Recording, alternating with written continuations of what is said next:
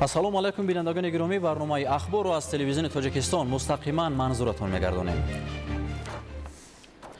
20 ایول پرزیدنت جمهوری تاجیکستان پیشوای ملت محترم امامعلی رحمان با سفر دولتی وارد شهر اولانباتور مغولستان شدند.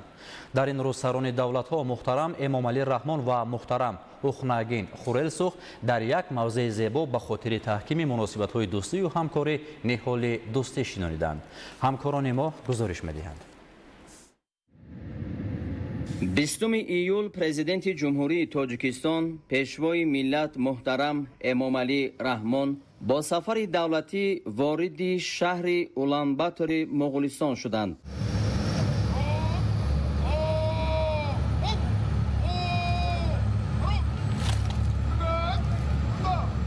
میدان پذیرایی فرودگاه بین المللی با پرچم‌های دولتی تاجیکستان و مغولستان ادانه آرا یافته بود.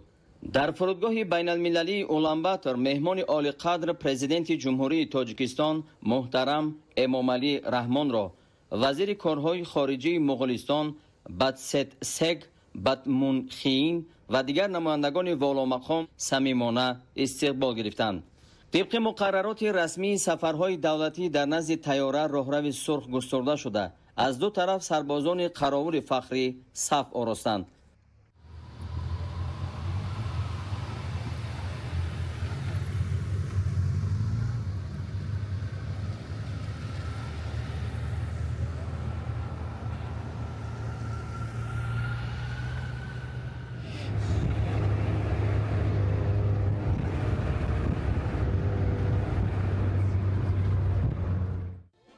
بیستم ایول در شهر اولانباتور در حاشیه سفر دولتی پرزیدنت جمهوری تاجیکستان پیشوای ملت محترم امامعلی رحمان در مغولستان سران دولت‌ها محترم امامعلی رحمان و محترم اوخناگین خورلسوخ در یک موضع زیبا به خاطر تحکیم مناسبت‌های دوستی و همکاری نهال دوستی شنانیدند.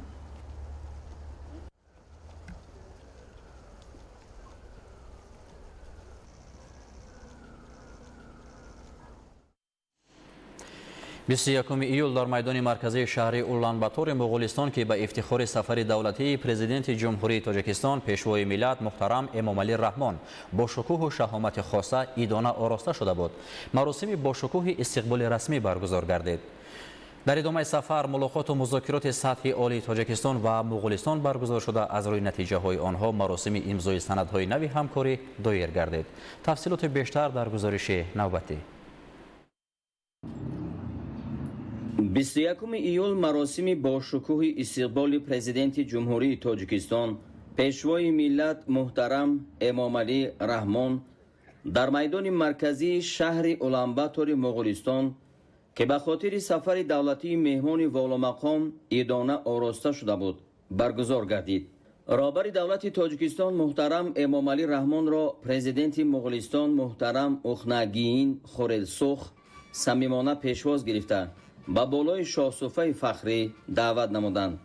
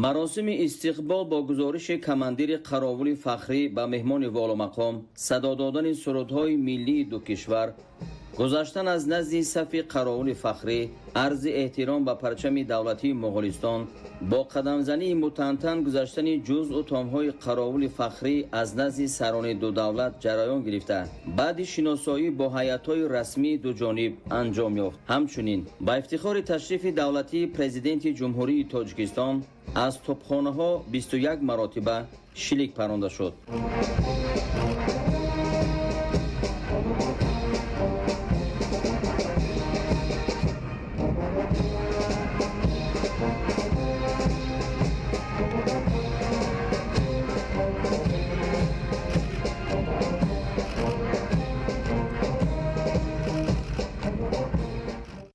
بیست و یکم ایول بررسی مسائل همکاری در صحبت خاصه سران دولت‌های تاجیکستان محترم امامعلی رحمان و مغولستان محترم اوخناگین خورلسوخ آغاز گردیده در ملاقات با اشتراک هیئت‌ها ادامه یافت. نخست پرزیدنت کشور محترم امامعلی رحمان از سطح بلندی پذیرایی اظهار سپاس نموده ابراز داشتند که نتیجه های ملاقات و مذاکرات امروزه به توسعه منبع همکاری سودمند دو جانبه ما تکانی تازه خواهند بخشید.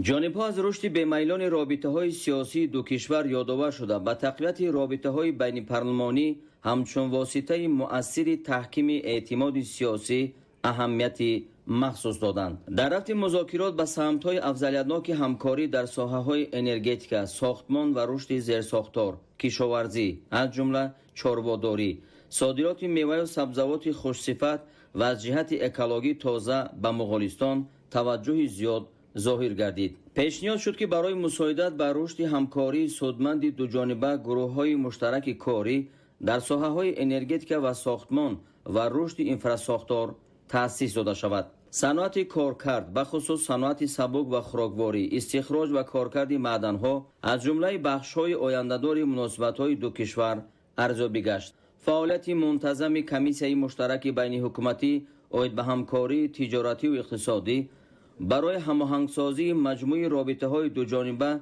و جلب سرمایه‌گذاری مهم دانسته شد. ذکر گردید که همکاری گومانیتری جنبه دیگری مهمی مناسبت‌های تاجیکستان و مغولستان میباشد. در این سمت با قناعتمندی اهمیت برگزاری روزهای فرهنگ کشورها در قلمرو یکدیگر تاکید گردید. گسترش منبع رابطه‌های مستقیم میان مؤسسه‌های تحصیلات عالی، پژوهشگاه‌های علمی تحقیقاتی و اکادمی، مرکزهای تحلیلی و دیگر مؤسسه‌های صحوی دو کشور سمت دیگری همکاری نامیده شد. گفته شد که در ساحه‌های سیاحی، جوانان و ورزش نیز امکانیت‌های فراخ همکاری موجود است.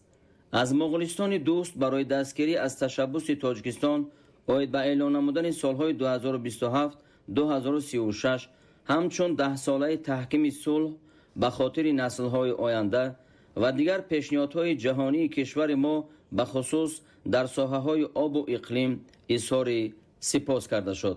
در این ضمن اهمیت تحکیم منبع همکاری دو جانب در چارچوب گروه کشورهای رو به ترقی محصور در خشکی به خصوص تاکید گردید. تبادل سودمند افکار همچنین عاید به دیگر مسئله‌های مورد توجه هر دو جانب صورت گرفت. پس از انجام ملاقات و مذاکرات سطح عالی میان تاجیکستان و مغولستان مراسم امضای سندهای نو همکاری برگزار گردید. در حضور و با اشتراک سران دولت‌ها 12 سند به امضا رسید. نخست اظهارات مشترک پرزیدنت جمهوری تاجیکستان محترم امامعلی رحمان و پرزیدنت مغولستان محترم اوخناگین خورلسوخ درباره گسترش و رشد مناسبت‌های دوستی و همکاری میان جمهوری تاجیکستان و مغولستان قبول و اعلان گردید. سپس سندهای زیرین به امضا رسید. سازشنامه میان حکومت جمهوری تاجیکستان و حکومت مغولستان عاید به بکار نمودن طلبات روادید برای دارندگان شناسنامه‌های دیپلماتی و خدمتی. سازشنامه میان حکومت جمهوری تاجیکستان و حکومت مغولستان عاید به حمل و نقل بین المللی اتومبیلی. یادداشت تفاهم میان کمیته بخطری آذوقه‌واری نزد حکومت جمهوری تاجیکستان و وزارت آذوقه‌واری، کشاورزی و صنعت سبک مغولستان اید به همکاری در ساحه کرانتین و حفظ رستنی‌ها. یادداشت تفاهم میان وزارت معارف و علم جمهوری تاجیکستان و وزارت معارف مغولستان اید به همکاری در ساحه معارف. یادداشت تفاهم میان کمیته اید به تحصیلات ابتدایی و میانه کسبی نزد حکومت جمهوری تاجیکستان و وزارت معارف مغولستان اید به همکاری در ساحه تحصیلات تکنیکی و کسبی و آموزش. یادداشت تفاهم میان کمیته کار با جوانان و ورزش نزد حکومت جمهوری تاجیکستان و وزارت فرهنگ، ورزش، سیاحی و جوانان مغولستان اید به همکاری در ساحه جوانان و ورزش. یادداشت تفاهم میان سرداره گیالوگ نزد حکومت جمهوری تاجیکستان و اداره ذخیره‌های معدنی و نفت مغولستان اید به همکاری در ساحه تحقیقات گیالوگی. یادداشت تفاهم میان خدمات نظارت دولتی به خطری کارها در صنعت و ساحه کوهکاری نزد حکومت جمهوری تاجیکستان و وزارت استخراج معدن و صنعت وزنین مغولستان. یادداشت تفاهم میان اگنتی صادرات نزد حکومت جمهوری تاجیکستان و اگنتی سرمایه‌گذاری و سودای مغولستان.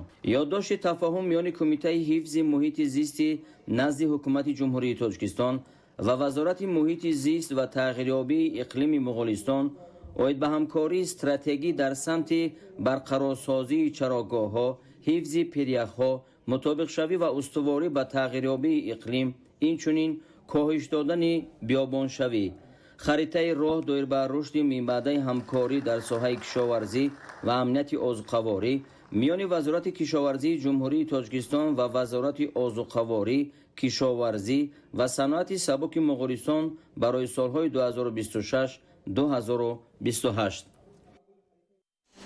پس از انجام ملاقات و مذاکرات سطحی عالی تاجیکستان و مغولستان، پرزیدنت جمهوری تاجیکستان پیشوای ملت محترم امامعلی رحمان و پرزیدنت مغولستان محترم اوخناگین خورلسوخ برای دایره وسیع نمایندگان واسطه‌های اخباری عامه نشست مطبوعاتی برگزار نمودند. ضمن نشست سران دو دولت نتیجه‌های مذاکرات انجام یافته را در سمت تحکیم و گسترش مناسبت‌های دوستانه و همکاری متقابلا سودمند تاجیکستان و مغولستان مهم ارزیابی نموده آنها را زمینه استوار رشد منبع شریکی دو کشور معنیداد کردند. محترم نمایندگان واسطه‌های اخباری عامه، خانم‌ها و جنابان، نخست می‌خواهم با پرزیدنت محترم جناب اوخناگین خورلسوخ، حکومت و مردم مغولستان برای حسن توجه و مهمان نوازی بار دیگر سپاس خویش را بیان نمایم. ما بر رشد و تحکیم پیوسته رابطه‌های دوستی و همکاری‌های سودمند با مغولستان دوست در همه عرصه‌های موردی توجه دو جانب اهمیت خاص می‌دهیم. ملاقات و مذاکرات امروزه‌مان را ادامه منطقی مکالمه بین دولتی میان دو کشور ارزیابی می‌نماید. تماس‌های منتظم سطح عالی و بلند را عامل مهمی تشکل شرایط مناسب برای باز هم وسیع گردانیدن روزنامه مناسبت‌های دو جانبه کشورهایمان می‌دانیم. در این قرینه از تکمیل زمینه حقوقی رابطه‌های دو کشور با بسته نوی سندهای همکاری در ساحه‌های مورد نظر طرف‌ها استقبال می‌نماییم. در فرجام مذاکرات یک قطار سندهای نو به امضا رسیدند که پایه‌های قراردادی و شرطنامه‌ای همکاری‌های ما را تقویت می‌بخشد.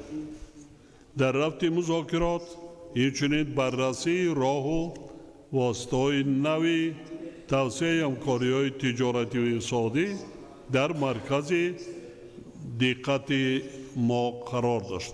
ساحه‌های صنعت کارکرد، بخصوص صنعت سبک و خوراکواری، انرژتیکا، ساختمان، کشاورزی، از جمله بخش چارواداری و چندی از بخش‌های دیگری واقعی اقتصاد به حیث سمت‌های آینده‌دار مقرر کرده شدند. در اینجا پرزیدنت محترم دایر به این موضوعها اندیشه رانی کردند. من هم جانبداری همین فکرها هستم. وابسته به این ما امکانات‌های تطبیق مشترک لایه‌های سرمایه‌گذاری را در این و دیگر ساحه‌های اقتصاد به بررسی گرفتیم. همزمان با این ضرورت زیاد کردن حجم تجارت دو جانبه و توسعه ساختار مبادله مال تاکید گردید. ما برگزاری همایش دوم دایره‌های صاحبکاری دو کشور را در حاشیه سفر دولتی این جانب اقدام مهم در این جانب می شماریم. بر آن نظریم که نتیجه‌های این همایش و جلسه اولی کمیسیون بین حکومتی آید به همکاری‌های تجارتی و اقتصادی با فعال شدن تجارت دو جانبه مساعدت خواهد کرد. جانب تاجیکستان آمادگی خویش را برای راه اندازی تدبیرهای مشخص در همه سمت‌های ذکر گردیده ابراز نمود. ما رشد میبعده رابطه‌های فرهنگی و گومانیتری را همچون عامل مهم تحکیم زمینه‌های دوستی بین مردمان تاجیکستان و مغولستان ارزیابی نمودیم. وابسته به این هوسمندی خود را به توسعه مناسبت‌های بین دولتی در ساحه‌های علم و معارف، فرهنگ، جوانان، سیاحی، ورزش و دیگر بخش‌های اجتماعی اظهار کردیم. از برگزاری روزهای فرهنگی تاجیکستان در مغولستان استقبال نمودیم. با جانبدار برگزاری منتظم چنین تبادل‌های فرهنگی و گومانیتری است. در جریان مذاکرات آید به مسائل مبرم روزنامه بین المللی و منطقوی مبادله افکار صورت گرفت. ما علاقمندی خود را به ادامه شریکی سازنده دو کشور با مقصد پیدا نمودن راه‌های واقعی حل و فصل مشکلات منطقوی و بین المللی موجوده اظهار کردیم. مسائل تامین صلح و ثبات، امنیت از جمله آن موضوعی بودند که به آنها توجه خاصه ظاهر کرده شد. تاجیکستان همچون کشور صلح‌پرور همیشه جانبدار صلح و ثبات پایدار، رضایت و همدیگر فهمی کشورها می باشد.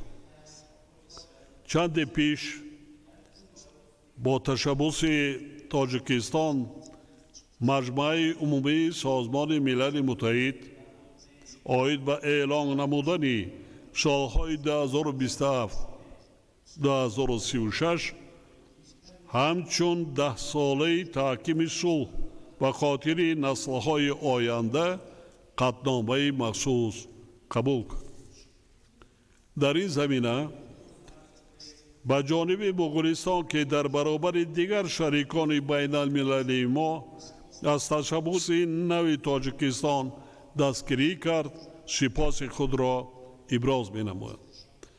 مسائل ذخیره‌های آب و اقلیم از جمله تغییریابی اقلیم و مطابق شوی بین پیامدهای آن همچنین در مرکز دقت ما قرار داشت. تاجیکستان از برگزاری اجلاس 17 کنفرانس طرف‌های کنونسیون سازمان ملل متحد آید به مبارزه بر ضد بیابانشوی که ماه اوگوست سال جاری در شهر اولانباتر برگزار می‌گردد استقبال می‌نماید. ما چاره‌بینی مذکور را همچون اقدامی مهم در راه تحکیم همکاری جهانی در ساحه حفظ محیط زیست ارزیابی می‌کنیم. تلاش‌های پیوسته مغولستان را در این ساحه قدر می‌کنیم. در این جهت آمادگی خود را جهت ادامه همکاری‌ها با مغولستان در عرصه بین المللی از جمله ҷиҳати татбиқи ташаббусҳои ҷаҳонии Тоҷикистон дар соҳаи обу иқлим иброз медорем. мо аз музокироти имрӯза ки дар фазои ҳусни тафоҳум, эътимод ва эҳтироми ҳамдигарӣ доир гардиданд қаноатмандим. бовар дорем ки натиҷаҳои ин музокирот ба таҳкиму густариши минбаъдаи робитаҳои дӯстона ва ҳамкориҳои судманди байни кишварҳоямон мусоидат хоҳад кард. дар фарҷом ба муғулистони дӯст пешрафту шукуфоии бардавом ба мардуми он сулҳу субот орзу менамоям. ҳамин роҳам ба ҷаноби олӣ дӯсту бародари худ муҳтарам президент табрик гуфтанӣ ҳастам ки дар зарфи 5 сол бениҳоят махсусан пойтахти давлати дӯсти мо муғулистон хеле тараққӣ кардааст, хеле пеш рафтааст. аз он сафари аввалини ман то ин сафар аз замин то осмон фарқ мекунад. ин нишонаи бениҳоят сиёсати хиратмандона ва дурбинонаи роҳбари давлатро нишон медиҳад. барои ҳаминам ман бениҳоят аз дирӯз то ҳоло хурсанд ҳастам ва аҳсану офарин мегӯям ки чӣ гуна дар як муҳлати кӯтоҳ ман муқоиса мекунам замони сафари якум ва ҳолоро чунин қудрат ва тавоноӣ дарёфт карда мардумро сарҷам карда давлатро обод карданд. боз лоиҳаи нави таъризӣ шудаи истодааст, лоиҳаи нави пойтахти давлати муғулистон дар ҷои бо аз ҳама зеботару хуштар. мо ба онҳо фақат мегӯем ки худо қувваттон диҳад. саломат бошед. Эрхэм хүндэт ерөнхийлөгчөө, энд хүрэлцэн ирсэн хэвлэлийн төлөөлөгчдөө за принятие приглашения президента Монголии и осуществление государственного визита в нашу прекрасную страну, страну с древней историей вечного синего неба. С удовлетворением вспоминаю свой первый государственный визит в прошлом году в вашу прекрасную страну, расположенную на перекрестке древнего шелкового пути, соединяющего Азию и Европу, который состоялся по вашему приглашению, уважаемый господин президент.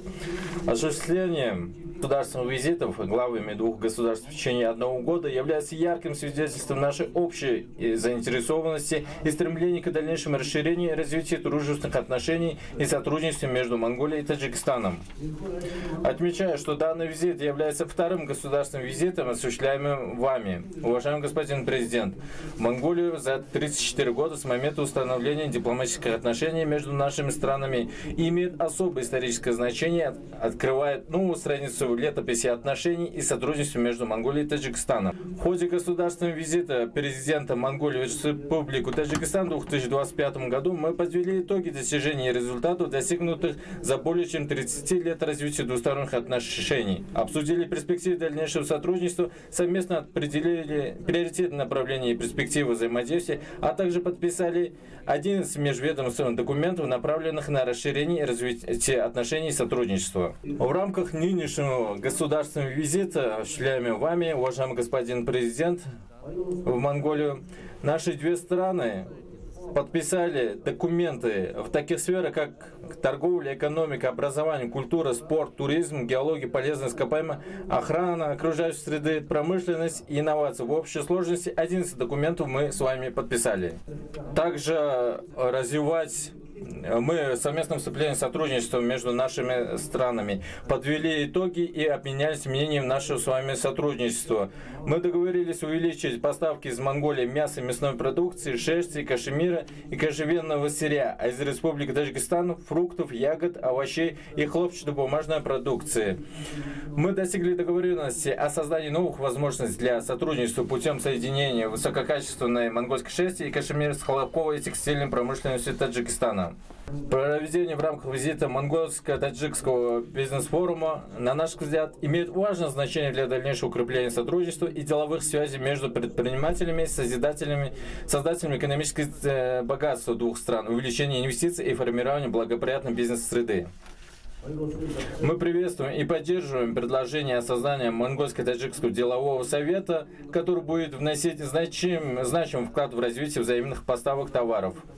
Кроме того, стороны договорились о тесном взаимодействии между профильными министерствами, отвечающими за транспортные вопросы, в целях устранения существующих препятствий в транспортной сфере и создания условий для формирования более эффективных маршрутов перевозок и логистических связей. Кроме того, мы пригласили таджикскую сторону принять участие на высоком уровне заседания министров программы регионального экономического сотрудничества Центральной Азии, которое состоится в сентябре этого года в Улан-Баторе. Государственный визит, осуществляемый вами, уважаемый господин президент, наглядно продемонстрировал широкие возможности для расширения культурного обмена между нашими двумя странами.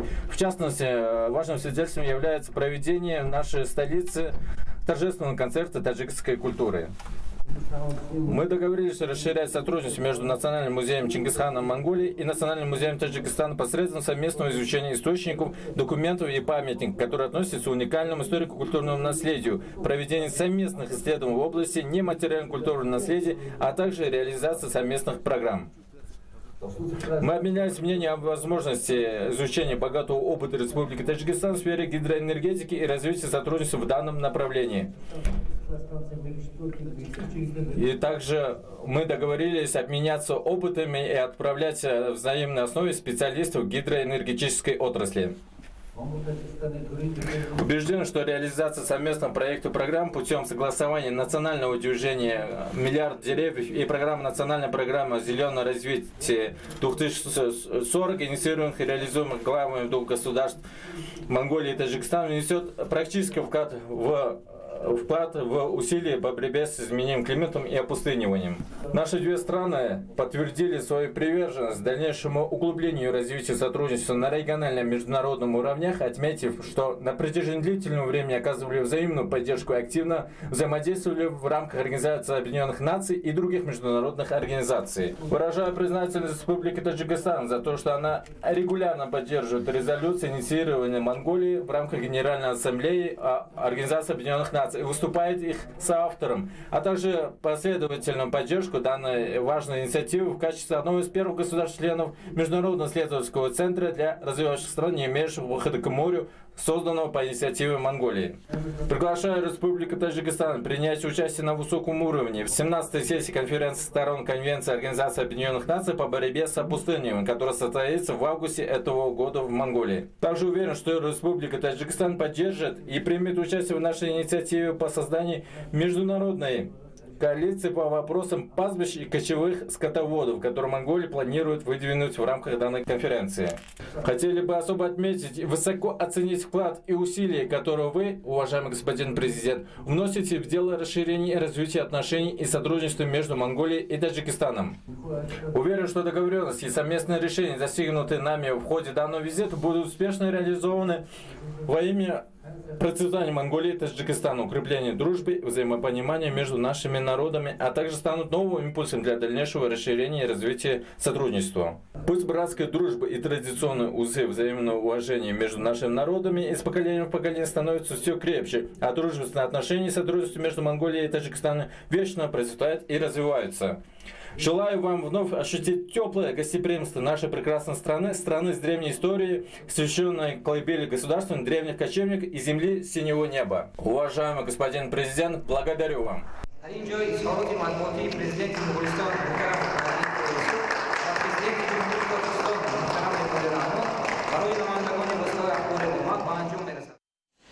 بیست ایول در شهر اولانباتور پرزیدنت جمهوری تاجیکستان پیشوای ملت محترم امامعلی رحمان با سروزیر مغولستان نیام آثارین اوچرال ملاقات نمودند. 21 ایول در شهر اولانباتور پرزیدنت جمهوری تاجیکستان پیشوای ملت محترم امامعلی رحمان با سروزیر مغولستان نیام آثارین اوچرال ملاقات نمودند. ضمن ملاقات مسائل رشد و تحکیم همکاری دو کشور بررسی گردید. ما با تحکیم و گسترش همکاری سودمند با مغولستان دوست توجه پیوسته ظاهر می‌نماییم. اظهار داشتند در آغاز ملاقات رهبر دولت تاجیکستان محترم امامعلی رحمان جانب‌ها به گسترش رابطه‌های سودمند در بخش‌های گوناگون تجارتی و اقتصادی توجه زیاد ظاهر نمودند. اهمیت مخصوص فعالیت منظم کمیسیون مشترک اوید به همکاری تجارتی و اقتصادی برای پیشبرد تمام مجموعه رابطه‌ها تاکید شد. براهاندازی همکاری در ساحه‌های گیدروانرژتیک، کشاورزی، بخصوص بخش چاره‌داری، صنعت کوهی و گیالوگ توجه زیاد ظاهر گردید. تطبیق لایحه‌های مشترک اوید به استحصال، نگهداری و کارکرد محصولات کشاورزی، صادرات نوع‌های گوناگون محصولات از جهت اکولوژی تازه ساحه کشاورزی به مغولستان و تأسیس کارخانه‌های مشترک کارکرد محصولات چاره‌داری نیز مورد توجه جانب‌ها قرار گرفت. نقش رابطه‌های مستقیم دایره‌های صاحبکاری و برگزاری فورم صاحبکاران تاجیکستان و مغولستان در شهر اولانباتور برای گسترش رابطه‌های تجارتی مهم دانسته شد. پیشنهاد گردید که شورای مشترک صاحبکاران تاجیکستان و مغولستان تأسیس داده شود. علاقمندی جانب‌ها به گسترش همکاری فرهنگی و بشری از جمله راه‌اندازی رابطه‌های مستقیم میان مؤسسه‌های تحصیلاتی عالی، مرکزهای علمی تحقیقاتی و سیاحی نیز تاکید گردید. 21 ایول در دایره سفر دولتی به مغولستان پرزیدنت جمهوری تاجیکستان پیشوای ملت محترم امامعلی رحمان در شهر اولانباتور از آثارخانه ملی تاریخی این کشور بازدید نمودند.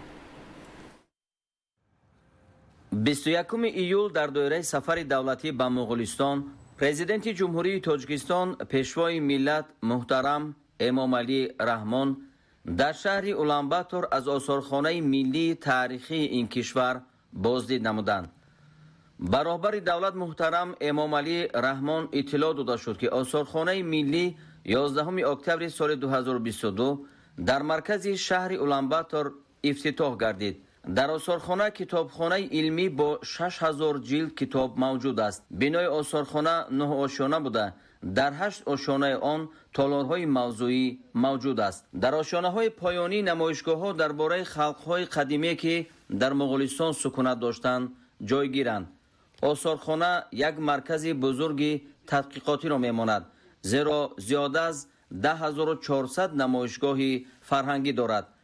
در بین آنها اشیای انتیقه و باستانشناسی تعلق به عصر 13 موجود است. ضمن شناسایی با دستخطهای با الفبای باستانی مغولی نوشته شده را بلد آثارخانه از جمله اطلاع داد که این خط را مغول‌های باستانی از خطی تا اسلامی سغدیان قبول نمودند. به اطلاع متخصصان الفبای سغدیان باستانی با خطی زمان کوروش کبیر از جمله با آن خطی که اعلامیه مشهور این شاهنشاه ایران زمین قدیم نوشته شده است شباهت نزدیک دارد. پس از بازدید از آثارخانه ملی مغولستان پرزیدنت کشور محترم امامعلی رحمان در کتاب مهمانان عالی مقام سایه دست گذاشتند. 22 ایول سفر دولتی پرزیدنت جمهوری تاجیکستان پیشوای ملت محترم امامعلی رحمان در مغولستان که از 20 تا 22 ایول جریان داشت به انجام رسید. در فرودگاه بین المللی اولانباتور مهمان عالی قدر پرزیدنت جمهوری تاجیکستان محترم امامعلی رحمان را نمایندگان والا مقام مغولستان صمیمانه گسیل نمودند. 22 ایول سفر دولتی پرزیدنت جمهوری تاجیکستان پیشوای ملت محترم امامعلی رحمان در مغولستان که از 20 تا 22 ایول جریان داشت به انجام رسید. یادآور می‌شویم که در این سفر رهبر دولت تاجیکستان محترم امامعلی رحمان ضمن ملاقات و مذاکرات سطح عالی با سرور کشور میزبان محترم اوخنگین خورلسوخ مسائل رشد و گسترش مناسبت‌های همکاری را بررسی نمودند. از روی نتیجه مذاکرات میان تاجیکستان و مغولستان 12 سند نو به امضا رسید که مهمترین آنها اظهارات مشترک پرزیدنت جمهوری تاجیکستان و پرزیدنت مغولستان درباره گسترش و رشد مناسبت‌های دوستی و همکاری میان جمهوری تاجیکستان و مغولستان بود. همچنین روزهای 20-21 ایول در حاشیه سفر دولتی پرزیدنت جمهوری تاجیکستان پیشوای ملت محترم امامعلی رحمان در شهر اولانباتور جلسه نخستین کمیسیون بین حکومتی جمهوری تاجیکستان و مغولستان оид ба ҳамкории тиҷоративу иқтисодӣ, форуми соҳибкории Тоҷикистону Муғулистон ва рӯзҳои фарҳанги Тоҷикистон дар Муғулистон дар сатҳи баланди ташкилӣ баргузор гардид. дар фурудгоҳи байналмилалии Уланбатор меҳмони олиқадр президенти ҷумҳурии Тоҷикистонро намояндагони воломақоми Муғулистон самимона гусел намуданд. 22 июл роҳбари давлат муҳтарам Эмомалӣ Раҳмон аз Муғулистон ба ватан баргаштанд.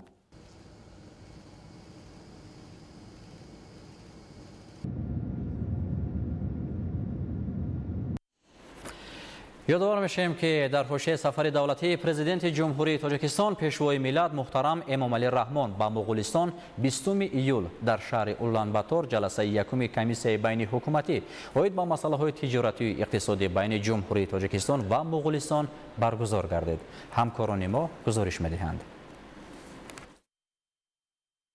20 ایول در شهر اولانباتور در حوزه سفر دولتی پرزیدنت جمهوری تاجیکستان پیشوای ملت محترم امامعلی رحمان در مغولستان جلسه یکم کمیسیون بین حکومتی جمهوری تاجیکستان و مغولستان اوید به مسائل تجارتی و اقتصادی برگزار گردید. در کار جلسه از جانب جمهوری تاجیکستان وزیر کشاورزی حکیمزاده قربان و از جانب مغولستان وزیر آذوقه‌واری، کشاورزی و صنعت سبک تسگانخو ایدرباد همرئیسی نمودند.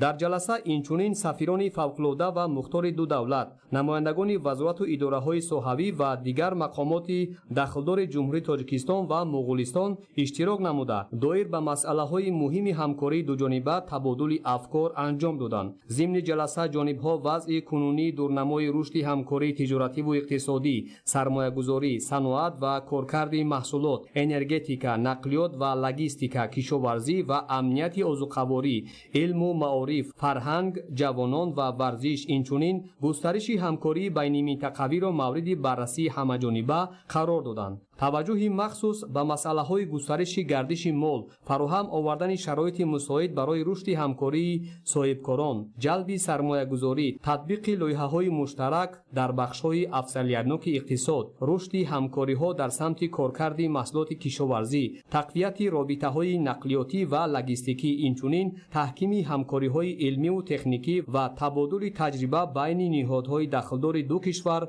ظاهر گردید. جانب‌ها با قناعتمندی تاکید نمودند که تأسیس کمیسیون بین حکومتی همچون مکانیزم مؤثری هماهنگسازی همکاری‌های دوجانبه برای باز هم تحکیم بخشیدن مناسبت‌های دوستانه و شریکی سودمند بین جمهوری تاجیکستان و مغولستان اهمیت مهم دارد. در فرجام جلسه جانب‌ها امضای پروتکل جلسه یکم کمیسیون بین حکومتی جمهوری تاجیکستان و مغولستان عاید به مسائل‌های تجارتی و اقتصادی را قدم مهم در راه توسعه همکاری اقتصادی و تجارتی ارزیابی نموده آمادگی خود را جهت تطبیق پیوسته مقررات آن و راه‌اندازی چاره‌های مشخص برای بلند برداشتن سطح و صفت همکاری دوجانبه مطابق با منفعت‌های مشترک هر دو دولت اظهار نمودند. در دایره سفر دولتی پرزیدنت جمهوری تاجیکستان پیشوای ملت محترم امامعلی رحمان با مغولستان در پایتخت این کشور شهر اولانباتور فورم تجارتی تاجیکستان و مغولستان برگزار گردید.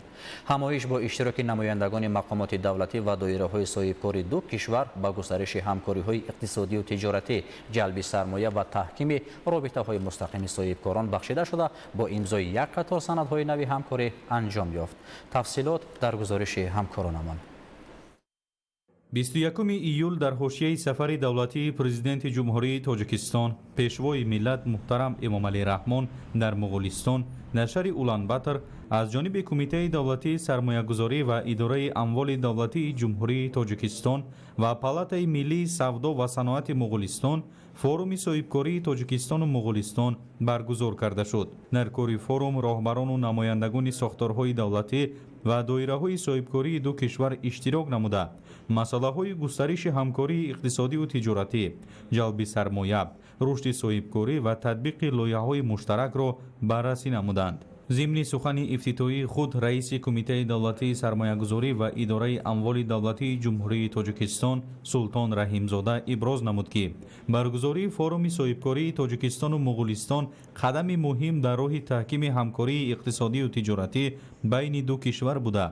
برای توسعه رابطه‌های مستقیم صاحبکاران، جلب سرمایه و تطبیق لایحه‌های مشترک زمینه مساعد فراهم می‌آورد. وزیر آذوقه‌واری، کشاورزی و صنعت سبک مغولستان ساگاانخوگین ایدربات ابراز نمود که مغولستان برای تحکیم همکاری در بخش‌های گیدروانرژتیکا، کشاورزی، صنعت سبک، کارکرد محصولات، تجارت و دیگر صنعت‌های مورد توجه مخصوص ظاهر می‌نماید. ضمن فورум امکانات‌های سرمایه‌گذاری و اقتدار اقتصادی دو کشور معرفی گردیده، جانب‌ها بر راه‌اندازی رابطه‌های مستقیم صاحبکاران، توسعه شریکی تجارتی و تطبیق لایحه‌های مشترک توجه مخصوص ظاهر نمودند. در دایره فورум بین دایره‌های صاحبکاری دو کشور یک قطار سندهای مهم همکاری به امضا رسید. در دایره سفر دولتی پرزیدنت جمهوری تاجیکستان پیشوای ملت محترم امامعلی رحمان به مغولستان 20 ایول در شهر اولانباتور مراسم افتتاح روزهای فرهنگی جمهوری تاجیکستان برگزار گردید. روزهای فرهنگ جمهوری تاجیکستان در مغولستان که تا 22 ایول ادامه یافت با مقصد تحکیم بخشیدن رابطه‌های فرهنگی دو دولت، گسترش همکاری بشردوستانه و معرفی میراث غنی تاریخی و فرهنگی خلق تاجیک راه اندازی کرده شد. گزارش در این خصوص.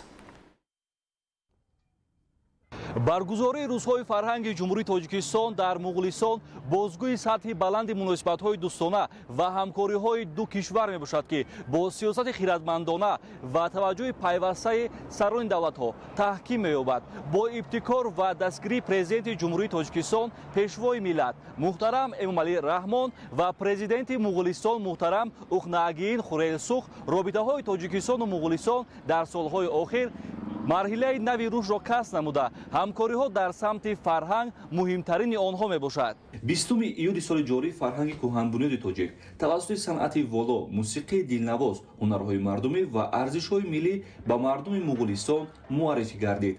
چون این چورابینی‌ها نه تنها مکالمه فرهنگی را تحکیم می‌بخشد، بلکه به گسترش دوستی مردمان، احترام متقابل و معرفی شایسته میراث فرهنگی تاجیکستان در عرصه بین‌المللی مساعدت می‌کند. بدون شک زبان فرهنگ زبان صلح و همدیگرفهمی است و محض چنین رویدادها زمینه استوار رشد مناسبت‌های تاجیکستان و مغولستان را برای سال‌های آینده فراهم می‌آورد. در شهر اولانباتور مغولستان روزهای فرهنگ جمهوری تاجیکستان با مقصد تحکیم مناسبت‌های دوستانه، گسترش همکاری‌های فرهنگی و گومانیتری و معرفی تاریخ، فرهنگ و صنعت تاجیک برگزار گردید. این چهاربینی مهم فرهنگی در دایره توسعه همکاری‌های دو جانبه تاجیکستان و مغولستان راه‌اندازی شده با تحکیم رابطه‌های بین خلق‌های دو کشور مساعدت نمود. در هیئت رسمی جمهوری تاجیکستان نمایندگان وزارت فرهنگ، اهل فرهنگ و صنعت، هنرمندان کسبی و گروه‌های ایجادی اشتراک نمودند. در دایره برنامه روزهای فرهنگی رسم‌های مصوران تاجیک در درآمدگاه قصر مرکزی فرهنگی مغولستان در شهر اولانباتور به نمایش گذاشته شده. مهمانان و ساکنان مغولستان از نزدیک با آنها شناس شدند که نمایش مصوران و عکس‌ها از تاریخ و فرهنگ، عرف و عادت، دستاوردهای زمان استقلال و طبیعت زیبای دیارمان را تجسم می‌نمود که در مجموع کمپوزیسیای بای و رنگین تاجیکستان را بازگو می‌کرد. مراسم افتتاح روزهای فرهنگی با اشتراک رهبریت وزارت فرهنگ دو کشور، نمایندگان کورپوس دیپلماتیک، اهل ضیا و دایره وسیع دوستداران فرهنگ و صنعت برگزار گردید. ضمن سخنرانی تاکید گردید که تبادل فرهنگی واسطه مهم تحکیم دوستی، همدیگرفهمی و رشد همکاری‌های سودمند بین دولت‌ها میباشد.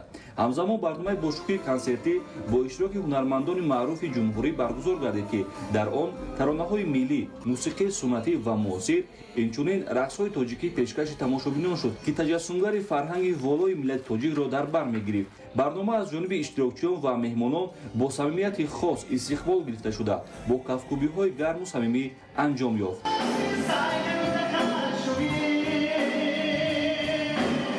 баргузории рӯзҳои фарҳанги ҷумҳурии тоҷикистон дар шаҳри уланбатор саҳми арзана дар таҳкими муносибатҳои фарҳангӣ ва гуманитарии тоҷикистону муғулистон гузошта барои рушди минбаъдаи ҳамкориҳои эҷодӣ, табодули таҷриба ва муаррифии фарҳанги ғании тоҷик дар арсаи байналмилалӣ заминаи мусоид фароҳам меорад.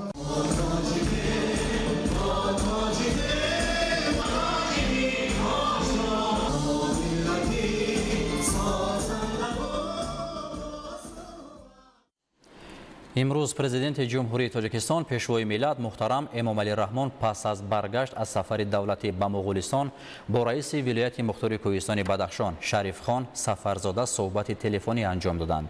зимни суҳбат ҳисоботи раиси вилоят доир бар рафти бартарафсозии пасомадҳои офати табиӣ дар ноҳияи Рӯшон шунида шуд. сарвари давлат муҳтарам эмомалӣ раҳмон ба роҳбарияти вилояти мухтори кӯҳистони Бадахшон супорӣ шуданд ки дар якҷоягӣ бо мақомоти дахлдори ҳокимияти марказии кишвар дар ҳудуди як моҳ оқибатҳои сели шадид дар ноҳияи Рӯшонро пурра бартараф намуда ба мардуми осебдида барои барқарорсозии манзилҳои зист ва дигар иншооти маишӣ кӯмаки фаврӣ расонанд. таъкид гардид ки супоришҳои дахлдор ба сарвазири кишвар Қоҳир Расулзода ва роҳбарони мақомоти масъули ҷумҳуриявӣ низ дода шуда рафти корҳои барқарорсозӣ таҳти назорати бевоситаи роҳбари давлат қарор дорад. имрӯз бо дастури президенти ҷумҳурии тоҷикистон пешвои миллат муҳтарам эмомалӣ раҳмон барои бартараф намудани паёмадҳои офати табиӣ ва дастгирии аҳолии зарардида тадбирҳои фаврӣ андешида шуда корвони иборат аз 11 нақлиёти боркаш бо маводи ғизоӣ, масолеҳи сохтмонӣ ва дигар маводи зарурӣ аз шаҳри Душанбе ба роҳ баромаданд.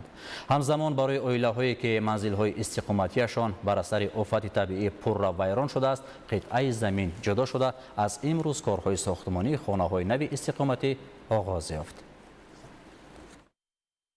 бар асари офати табиӣ рӯзҳои охир дар ноҳияи Рӯшони вилояти мухтори кӯҳистони Бадахшон ба манзилҳои истиқоматии сокинон, иншооти ёрирасон ва қисме аз роҳҳои маҳаллӣ зарар расида, як қатор оилаҳо ба кӯмаки фаврӣ ниёз пайдо карданд. аз лаҳзаҳои аввали ҳодиса бо дастури сарвари давлат муҳтарам эмомалӣ раҳмон сохторҳои давлатӣ барои бартараф намудани паёмадҳои офат ва дастгирии аҳолии зарардида сафарбар гардиданд. бо супориши президенти ҷумҳурии тоҷикистон пешвои миллат муҳтарам эмомалӣ раҳмон ҷиҳати расонидани кӯмаки фаврӣ ба аҳолӣ аз офати табиӣ зарардидаи ноҳияи Рӯшони вилояти мухтори кӯҳистони Бадахшон аз ҷониби агентии захираҳои моддии давлатӣ назди ҳукумати ҷумҳурии тоҷикистон корвони мошинҳо иборат аз 11 нақлиёти боркаш бо маводи ғизоӣ, масолеҳи сохтмонӣ ва сӯзишворӣ аз шаҳри Душанбе ба минтақаи офатзада равон карда шуд. ба ноҳияи Рӯшон 100 тонна семент, 150 метри мукааб тахта, 16 тонна арматура ва 400 дона қолаб интиқол дода мешавад. ҳамчунин 10 000 килограмм орд, 1000 килограмм шакар, 1000 килограмм равғани растанӣ, 1500 килограмм макарон ва 1250 килограмм биринҷ ирсол гардида барои 50 оилаи зарардида маводи ғизоӣ ва сӯзишворӣ низ ҷудо карда шудааст. ин тадбир нишонаи сиёсати инсонпарваронаи президенти ҷумҳурии тоҷикистон муҳтарам эмомалӣ раҳмон буда бори дигар собит месозад ки дар шароити пешомадҳои табиӣ ҳифзи манфиатҳои шаҳрвандон ва расонидани кӯмаки саривақтӣ ба аҳолӣ аз самтҳои афзалиятноки сиёсати давлат ба шумор меравад. айни замон корҳои бартарафсозии паёмадҳои офати табиӣ ва барқарорсозии манзилу инфрасохтори осебдида дар ноҳияи Рӯшони вилояти мухтори кӯҳистони Бадахшон идома доранд. дар асоси дастуру супоришҳои президенти ҷумҳурии тоҷикистон пешвои миллат муҳтарам эмомалӣ раҳмон ва натиҷагирии ҷаласаи ситоди вилоятии гурӯҳи корӣ таҳти роҳбарии раиси вилояти мухтори кӯҳистони Бадахшон Сафарзода Шарифхон Нураҳмад ба ноҳияи Рӯшон сафар намуданд. дар заминаи сиёсати инсонпарваронаи президенти ҷумҳурии тоҷикистон пешвои миллат муҳтарам эмомалӣ раҳмон дар деҳаи барӯшони ҷамоати деҳоти Назаршод Доди Худоеви ноҳияи Рӯшон аллакай барои оилаҳое ки манзилҳои истиқоматиашон бар асари офати табиӣ пурра вайрон гардиданд қитъаҳои замин ҷудо карда шуда аз имрӯз корҳои сохтмонӣ 10 хонаи нави истиқоматӣ оғоз гардид. манзилҳои истиқоматӣ тибқи лоиҳаи муосири сохтмонӣ бунёд гардида барои ҳар як оилаи зарардида ҳудуди алоҳидаи замин муайян ва ҷудо карда шудааст. ҳадаф аз ин иқдоми нек ҳарчи зудтар бо манзили нав таъмин намудани сокинони зарардида ва фароҳам овардани шароити арзандаи зиндагӣ мебошад. раиси вилояти мухтори кӯҳистони Бадахшон ҳамроҳ бо гурӯҳи корӣ аз мавзеи бунёди хонаҳои истиқоматӣ дида намуда бо дастури президенти ҷумҳурии тоҷикистон пешвои миллат муҳтарам эмомалӣ раҳмон به مسئولین جهت انجام با صفت و سریوقتی کارهای ساختمانی، استفاده ثمراناک امکانیت‌ها و رعایت طلبات معماری و ساختمانی سپارش‌های مشخص دادند. الکی روز دوم است که با دستور سپارش‌های به واسطه روبرت کشور گروه کاری با روبرت رئیس ولایت مختار کوهستان بدخشان در دهه دیروشان ناحیه روشان قرار داشته. عین زمان برای 10 عائله از آفت طبیعی ضرر دیده ساکنان این دهه در موضع نوروم که خانه‌هایشان پر ضرر دیدند، موضع برای ساختمان خانه استقامتی جدا گردیده، الکی کارهای ساختمانی آغاز گردیده ایستادند. با باوری کامل گفته می توانیم که خانه‌های مذکور را در مدت معین گردیده ساخته مورد استفاده قرار خواهیم داد. همزمان در محل حادثه کارهای برطرف سازی پیامدهای آفت طبیعی نیز با سرعت ادامه دارد. با جلب راهبران ساختارهای دولتی، تکنیکای ضروری و متخصصان، کارهای تازه‌کنی موضع آسیب دیده، برقرارسازی راههای اتومبیلگرد و پیاده‌گرد، برقرار نمودن دیگر انشاءات انفراساختاری مرحله به مرحله عملی گردیده ایستاده است. در برابر فعالیت ساختارهای دولتی، ساکنان ناحیه روشان ولایت مختار کوهستان بدخشان نیز با روحیه بلندی و تندرستی در کارهای برقرارسازی اشتراکی فعالانه دارند که همه این بازگوی بلند حس مسئولیت و هویت بلند ملی مردم را تجسم می‌نماید. با دستگیری حکومت جمهوری تاجیکستان تحت نظارت دائمی مقامات ولایت و ناحیه کارهای برقرارسازی شبانه روزی ادامه داشته، تمام امکانیت‌ها برای هر چه زودتر برطرف نمودن عاقبت‌های آفت طبیعی سفربر گردیده است. از لحظه‌های اولین سر زدن آفت طبیعی در دهه‌های بروشان و ده روشان جماعت نظرشاد داد خدای و ناحیه روشان وضعیت زیر توجه پیشوای ملت محترم امام علی رحمان قرار داشته. غمخواری و دستگیری حکومت جمهوری تاجیکستان به طور عملی ظاهر گردید. روز دوم است که تمام ساختارهای مسئول و تکنیک و لوازمات در برطرف نمودن آفت طبیعی در محل حادثه قرار دارند. اولا به پیشوای معظم ملت، به پرزیدنت جمهوری تاجیکستان تشکر زیاد میگم که در روز سختی که در جماعت نظرشاد داد خدای رخ داد که سیل در دهه باروشان و در دهه دیروشان رخ داد، تشکر زیاد میگم که در یک روز ما را توانستند دستگیری کنند، هم از طرف مواد ساختمانی هم از طرف مواد خوراکه ما را دستگیری کردند و در یک روز برای ضرر دیدگان 10 خانه را پره ساخته به استفاده میتند الکی جدا کرده شد و از همین روز ساختمان برای همین 10 خانه سر می شود. ساکنان ناحیه روشان برای دستگیری های همه جانبه و غمخوری پیوسته پرزیدنت جمهوری تاجیکستان پیشوای ملت محترم امام علی رحمان اظهار سپاس و قدردانی نموده این تدبیرهای نیک را ادامه منطقی سیاست انسان محور و غمخوری دولت و حکومت جمهوری تاجیکستان نسبت مردمی سربلند ولایت مختار کوهستان بدخشان ارزیابی میکنند. از روز اول آفت طبیعی در قشلاق باروشان و دیروشان ما احساس کردیم که ما در زیر نظارت پرزیدنت جمهوری تاجیکستان محترم امام علی رحمان هستیم و روز و شب برای ما غمخواری کردند و تمام آدمان دهه و ناحیه و شهر برای ما یاردم کردند و ما احساس نمودیم که ما تنها نیستیم. از همه مهمشان است که تلفات جانی نیست و دیگر با دستگیری پیشوای ملت برطرف خواهد شد. یادآور می‌شویم که در نتیجه یک باره بلند شدن حرارت هوا و آبشوی با صورت پیره‌ها سنه 20 ایول سال 2026 در دهه‌های باروشان و دیروشان ناحیه روشان ولایت مختار کوهستان بدخشان سیل فرایی به عمل آمده بر اثر آفت طبیعی به منزل‌های استقامتی ساکنان ضرر مادی رسانیده شده، خوشبختانه تلفات جانی به قید گرفته نشده است. از لحظه‌های اول رخ دادن آفت طبیعی وضعیت تحت نظارت دائمی پیشوای ملت پرزیدنت جمهوری تاجیکستان محترم امام علی رحمان قرار داشته برای هر چه زودتر برطرف نمودن پیامدهای آن تمام ساختارهای داخلدار، تکنیک و قوه‌های ضروری سفربر کرده شدند. بینندگان گرامی توجه شما را به یک خبر جلب می‌سازیم.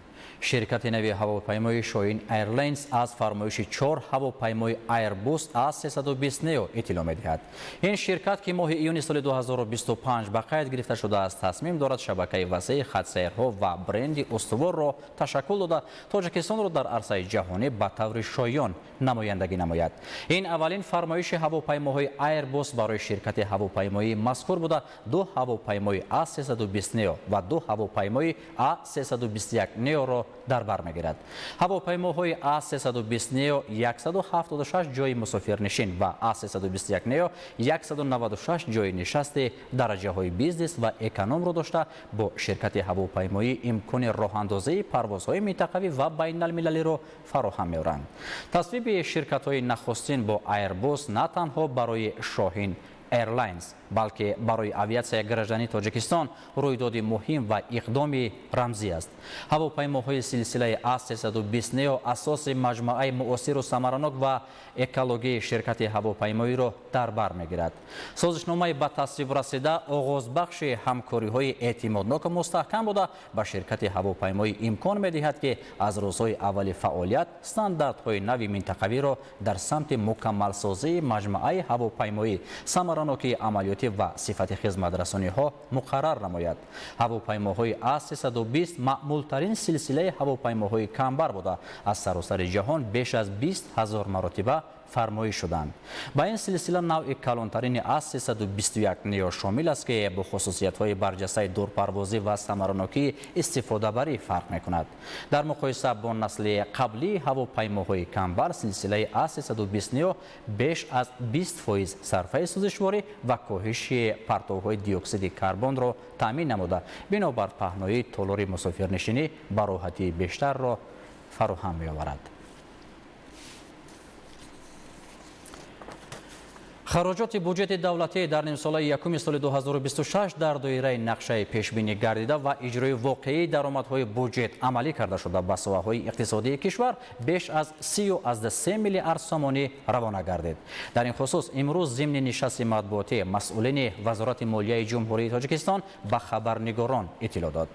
با ساحه‌های حاکمیت و اداره‌کنی دولتی 1.4 میلیارد سومانی، معارف 6.5 میلیارد سومانی، تندرستی 2.3 میلیارد سومانی، سغورده اجتماعی و حفظ اجتماعی 3.1 میلیارد سومانی، خواجگی منزلی و کمونالی 1.3 میلیارد سومانی، فرهنگ و ورزش 1.3 میلیارد سومانی، کمپلکس سوزشواری و انرژتیک 7.5 میلیارد سومانی، کشاورزی 597.3 میلیون سومانی، ساختمان و صنعت 151.7 میلیون سومانی، نقلیات و کمونیکاسیا 814.7 میلیون سومانی روانه گردید. تاکید گردید که در این دوره به مبلغ‌گذاری ساحه‌های اجتماعی دقت مخصوص داده شده. از حساب بودجت دولتی به این ساحه‌ها 13.7 میلیارد سومانی روانه گردید. خراجات ساحه مذکور 45% حجم عمومی خراجات بودجت دولتی را تشکیل می‌نماید.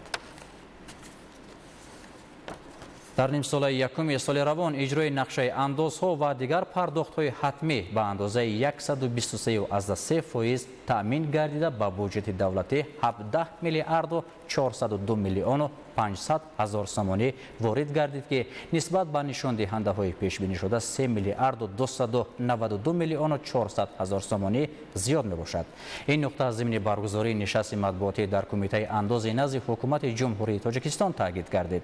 اطلاع داده شد که اجرای نقشه واردات اندازها و پرداختها در ولایت مختار کوهستان بدخشان به اندازه 112%، ولایت ختلان 103%، ولایت سوق 106.3%، شهر دوشنبه 126.7%،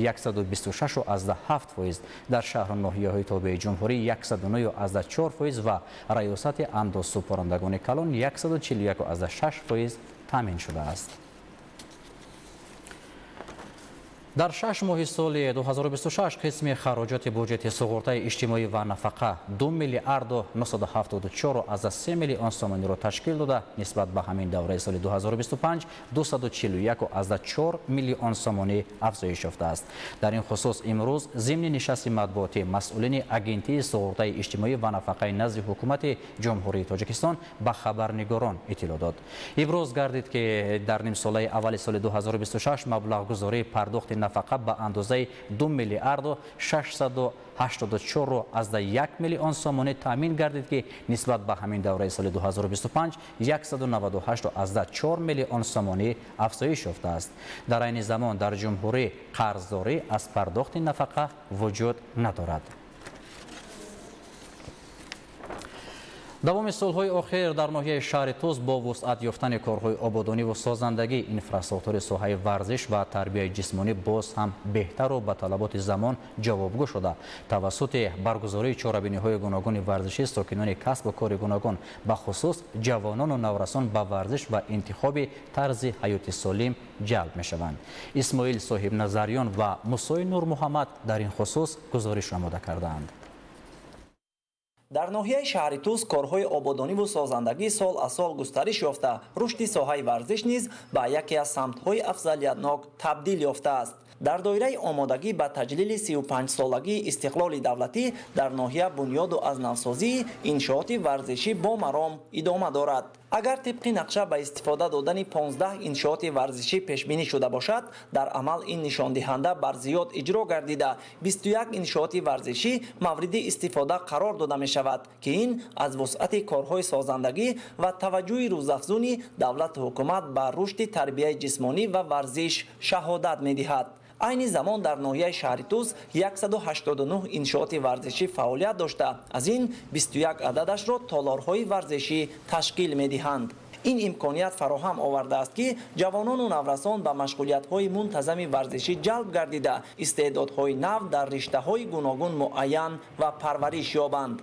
بخشیده به جشن بزرگ 35 سالگی استقلال دولتی جمهوری تاجیکستان از جانب صاحبکاران و جوانان ناحیه شهر توس ساخته به استفاده دادند. اینچنین در ناحیه شهر توس 3 عدد حوض شناوری برای نورسان و جوانان که در فصل تابستان استفاده می‌برند از جانب صاحبکاران ناحیه بخشیده به جشن 35 سالگی استقلال دولتی جمهوری تاجیکستان ساخته به استفاده داده شدند. میدانچه‌های ورزشی و تالارهای ورزشی همه روزه به در جماعت‌های شهرک و دهات ناحیه شهر توس فعالیت نماید.